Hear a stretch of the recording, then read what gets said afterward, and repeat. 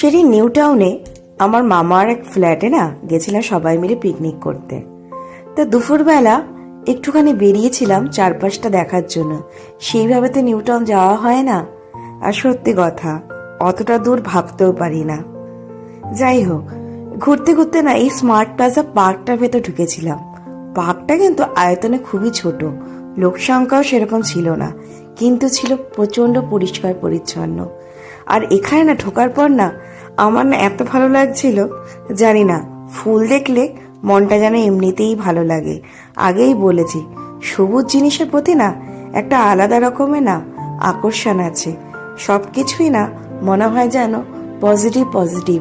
এই সবুজ রঙের মধ্যে মনে হয় কোনো কিছু ম্যাজিক আছে।